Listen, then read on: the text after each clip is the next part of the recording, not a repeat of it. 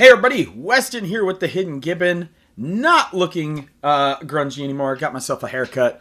And I am back again today with one of our series about top cards I find I'm putting in every commander deck. And I'm breaking it down by each color. So far we have done red, we have green, and today we have black. So without further ado, let's get straight into it. So first and foremost, we have Sadistic Shell Game in at number 5. And Sadistic Shell Game is a sorcery. It has 4 generic, 1 black, and starting with the next opponent in turn order, each player chooses a creature you don't control and destroy the chosen creature.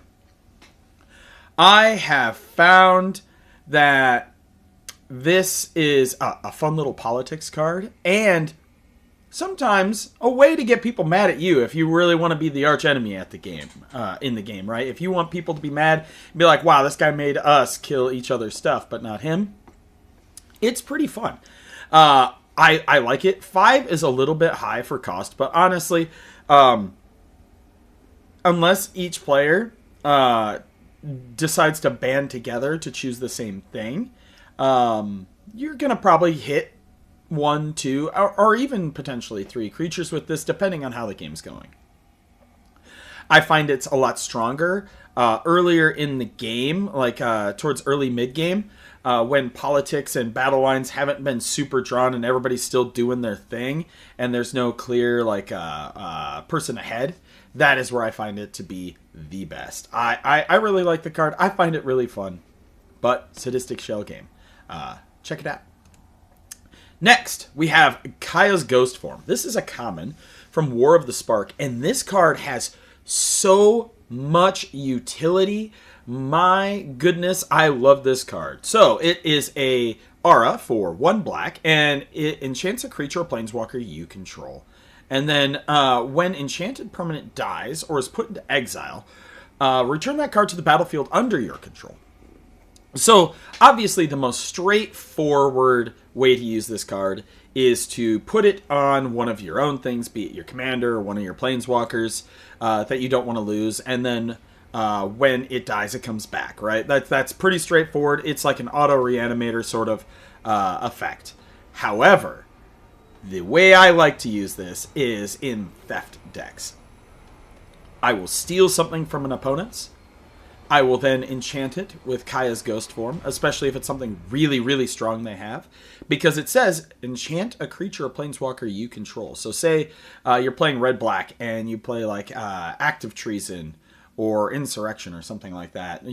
You know, the little temporary theft effects. You slam down Kaya's Ghost Form on it and then you kill it.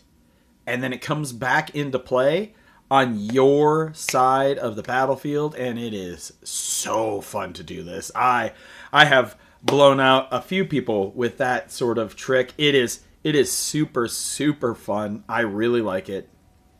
And this card is mega cheap. It's a 1-drop. And like I said, even if you don't want to do the theft thing, it's got so much utility at protecting your own things and keeping them a little bit immune from removal. It's super awesome. Like Path and Swords don't even do anything to the creature with this on it because it's when it dies or put into exile. Just all around, really, really fun, pretty strong card. In at number 3, we have Vraska's Contempt. And yes, it has been power crept a little bit because it is 4 cost. However, Black does a lot of like destruction, not a whole lot of exile. Exile is kind of White's thing, but Vraska's Contempt is an instant for 2 generic, double black, and exile target creature or planeswalker you control. You gain 2 life.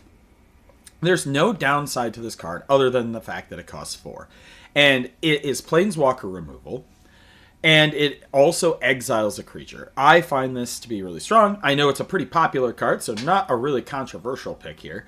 But I really, really, really like the utility on this card. And that gain 2 life is just an added bonus, especially if you like Sign in Blood or something like that. You make up for that with this 2 life here. And exiling a creature is so, so good. They can't get it back. Oh my goodness. Love it. I don't have too much to say about this one. Like I said, it's pretty popular. You know, it's just all around great.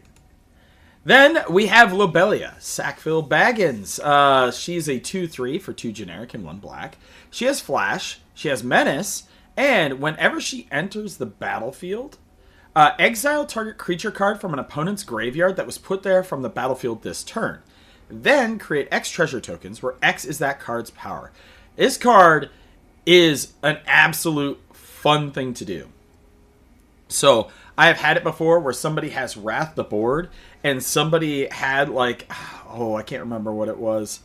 It was like a 7/7 or an 8/8 on the battlefield.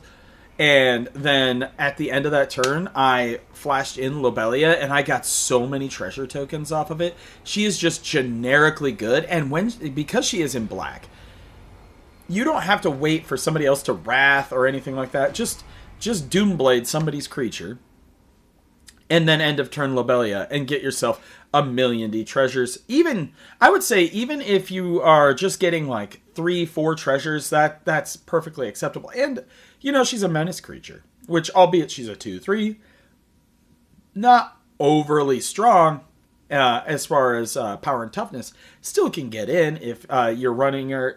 That gives her kind of a little bit more advantage if you're running like a black based equipment deck or combat deck. You do have this other creature with menace that you can pump up with a utility effect on it. I have gotten so many treasures off this card. I love it to death. It is great. And I love the fact that they put menace on her for lore reasons, because she is just a menace in the story and things like that. Just absolutely great. Great card. Highly recommend it. And then last, but certainly not least, is one of my all-time favorite removal cards in all of Magic the Gathering. It is from the Fallout Commander set, and that is Nuclear Fallout.